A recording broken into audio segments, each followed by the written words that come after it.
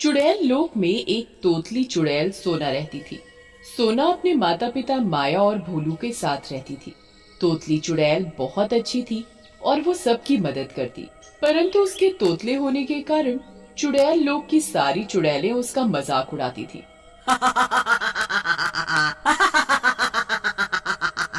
सोना चुड़ैल एक बहुत गरीब परिवार से थी। सोना चुड़ैल का परिवार बहुत मुश्किल से चुड़ैल लोक में गुजारा करते थे। सोना चुड़ैल के पास बहुत सारी बकरियां थी।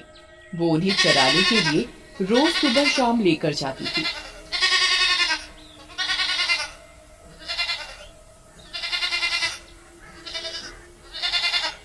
एक दिन सोना चुड़ैल शाम को अपनी बकरियों को चराने के लिए लेकर गई। चलो बकलियों, तुम सब अपना खाना खा लो। मैं थोड़ा इस पेड़ के नीचे बैठकर आराम कर लेती हूँ।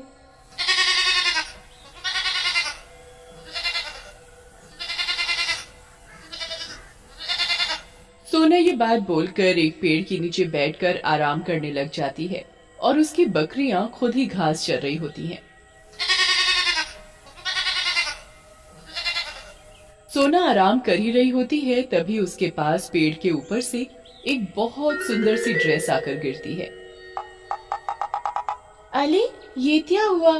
पेड़ के ऊपर से मेरे ऊपर ये ड्रेस किसने खेली? सोना जोर जोर से चिल्लाती है। कौन है? कौन है? किसने मेरे ऊपर ये ड्रेस दे ली? सोना के बहुत चिल्लाने के बाद भी कोई पेड़ से बाहर नहीं निकल कर आता। क्यों ना मैं इस ड्रेस तो घर ले जाऊं? अब तो घर जाकर चुड़ैल माँ ही बताएंगी कि इसका क्या करना है। सोना चुड़ैल अपनी बकरियों को चारा के उस ड्रेस के साथ अपने घर चली जाती है। वो घर जाकर अपनी माँ को सारी घटना बताती है। माँ, मैं पेड़ के नीचे बैठकर आराम कर रही थी, तभी ये ड्रेस मेरे ऊपर आकर गिर गई। कोई नहीं बेटा, तुम चिंता मत करो। हम कल चुड़ैल रानी के पास चलेंगे और उन्हें ये ड्रेस दे देंगे। ये ड्रेस जिसकी भी होगी वो इसे उस तक जरूर पहुंचा देगी। मुझे अपनी गुरु माँ चुड़ैल पर पूरा विश्वास है। अगले ही दिन माया अपनी बेटी सोनू के साथ चुड़ैल रानी के पास जाते हैं। गुरु माँ, मेरी बेटी सोनू कल शाम बकरियों को चराने के लिए गई थी।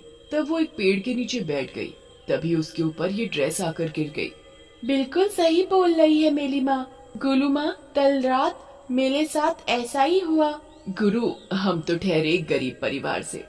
अपनी बकरियों का पालन पोषण कर उनका दूध सब चुड़ैलों को बेचकर ही अपना गुजारा बहुत मुश्किल से कर पाते हैं। भला इतनी महंगी ड्रेस का हम क्या करेंगे? और ये ड्रेस ना ही हमने अपने पैसों की खरीदी।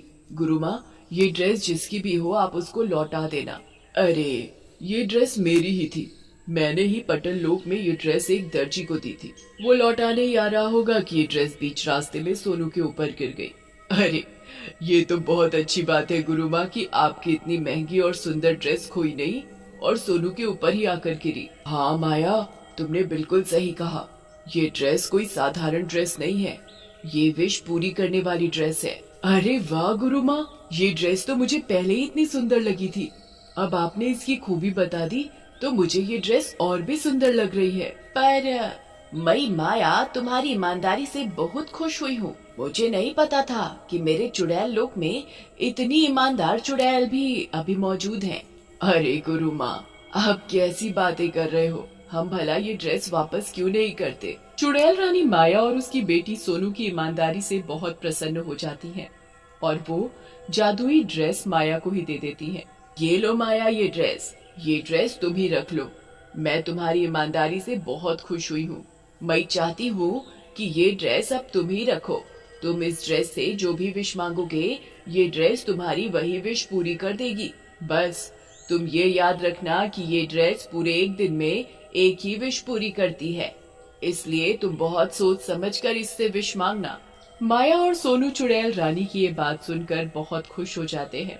जी चुड़ैल माँ, हम याद रखेंगे। और हाँ, तुम इस ड्रेस की शक्तियों का गलत इस्तेमाल मत करना, नहीं तो ये ड्रेस खुद ब खुद तुम्हारे पास से गायब हो जाएगी। ठीक है चुड़ैल माँ, हम इसकी शक्तियों का गलत इस्तेमाल नहीं करेंगे। चुड़ैल रानी माया को वो जादुई ड्रेस उसके हाथ में थमा देती है और ड्रेस लेकर माया और सोनू खुशी खुशी अपने घर चले जाते हैं। घर जाकर सोनू अपनी चुड़ैल माँ माया से बात करते हुए, अरे माँ, आज तो हमारे लिए बहुत खुशी का दिन है। हम अब दो ताहें अपने मन की बात इस ड्रेस से बोलकर पूरी करवा सकते हैं। हाँ बेटा, तुम बिल्कुल सही कह रही हो। पर तुम्हें याद है ना, चुड़ैल रानी ने क्या कहा था? इस ड्रेस का हमें कुछ भी गलत इस्तेमाल नहीं करना, नहीं तो हम इस ड्रेस से हाथ धो बैठेंगे। जी माँ, मुझे तब याद है। मैं तुझ भी ऐसा नहीं तलूंगी कि हम इस ड्रेस से हाथ धो बैठे। ये की ना समझदारों वाली बात मेरी चुड़ैल बेटी ने। माँ, इस ड्रेस की तुची में आज हम पार्टी करेंगे। मैंने बहुत दिनों से अच्छा खाना नहीं खाया। ठीक है बेटा, आज तुम्हारी ही पहली विश पूरी की जाएगी। आने दो शाम को तुम्हारे भूत पापा को, फिर हम तीनों मिलकर रात का भोजन करेंगे। शाम को तोतली चुड़ैल सोनू के पापा भोला काम से लौटकर घर पर आते हैं। अरे माया, मैं आज बहुत थक गया हूँ। आज मैंने बहुत सारा काम किया है। तुम जल्दी से जो भी रूखा सूखा बना है वो सब लगा दो। मुझे बहुत जोरों की भूख लगी है। अजी, आप रूखा सूखा खाना क्यों खाएंगे? आज तो आपको मनचाहा भोजन मिलेगा। चुड़ैल माया उसके पति भोला भूत और बेटी सोनू चुड़ैल के लिए ड्रेस से बोलकर तरह तरह के व्यंजन मंगवाती है। अजी, ये लो खाना। भोला खाना देखकर हैरान हो जाता है। वो देखता है खाने में तो बटर चिकन, कलेगी, खून का सूप और तरह तरह के व्यंजन थे। अरे, आज इतना सब खाना कैसे बना? घर में तो कुछ खाने के लिए इतना सामान मैं लाया ही नहीं था। अरे, हमारे ऊपर आज चुड़ैल रानी मेहरबान हो गई है। उन्होंने हमें एक जादुई ड्रेस दी है। उस ड्रेस से जो भी मांगोगे वो हमारी सारी विश पूरी कर देगी। बस हम उससे पूरे दिन में एक ही विश मांग सकते हैं। भोला भूत अपनी बीवी माया चुड़ैल की बात सुनकर बहुत खुश हो जाता है। अरे वाह, लगता है अब हमारे अच्छे दिन आ गए हैं। हमें अब ज्यादा परेशानियों का सामना नहीं करना पड़ेगा। ठीक कहा आपने। अच्छा, तो तुमने इसी खुशी में आज इतने सारे व्यंजन बनाए हैं? नहीं जी, हमने आज की विश इस ड्रेस से मांग ली कि हमें आज बढ़िया खाना खाना है। इस ड्रेस ने हमारे मन के हिसाब से सारे व्यंजन प्रकट कर दिए। भोला, माया और उसकी बेटी सोनू तीनों मिलकर उस रात बहुत अच्छा भोजन करते हैं। अगले दिन सोनू चुड़ैल लोक में अपनी दूसरी सहेलियों के साथ खेल रही होती है। सारी चुड़ैल मजाक मजाक में सोनू को मारने लगती हैं। अरे, मुझे मत मारो, मुझे मत मारो। चुड़ैलों में सोनू की एक सहेली चुड़ैल आशी। क्या बोल रही हो सोनू? दोबारा बोल कर दिखाना। अले अले, मुझे मत मारो, मुझे मत मारो। सब चुड़ैल सोनू के तोतले होने का बहुत मजाक बनाती हैं और ये देख सोनू चुड़ैल बहुत जोरों से रोने लगती है और रोते रोते अपने घर आ जाती है। घर पर माया सोनू को रोता हुआ देख लेती है। अरे सोनू, तुम्हें क्या हुआ? तुम इतनी जोर से क्यों रो रही हो? सोनू अपनी माँ माया चुड़ैल को सारी बात बताती है। सब मेरे तोतले होने का मजाक उड़ाते हैं, मुझे मारते हैं। मुझे आज आशी ने बहुत मारा और मेरा मजाक भी बनाया। माया को सोनू की बात सुनकर बहुत गुस्सा आता है। तुम चिंता मत करो बेटा, आज मैं ड्रेस से यही विश मांगूंगी कि तुम्हारा तोतलापन तुमसे दूर हो जाए और तुम हमारी तरह साधारण तरीके से बोलना सीख जाओ। हाँ माँ, ये तो बहुत अच्छा आइडिया है। मैंने तो इतना थप सोचा ही नहीं। रात होने पर माया चुड़ैल रानी की दी हुई ड्रेस से सोनू के तोतलापन को दूर करने की विश मांगती है।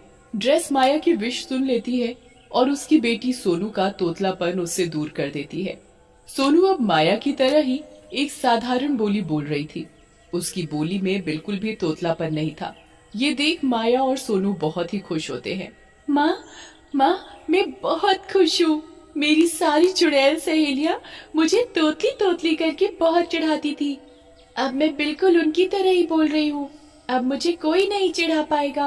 हाँ बेटा, अब तुम बिल्कुल हम सब साधारण चुड़ैलों जैसी बात कर रही हो। मैं भी बहुत खुश हूँ। माया अपनी बेटी सोनू को गले से लगा लेती है और जब भी माया, सोनू और उसके पति भोला भूत पर कोई संकट आ गिरता तो वो चुड़ैल रानी की ड्रेस से विश मांगकर उसे झट से दूर कर देते।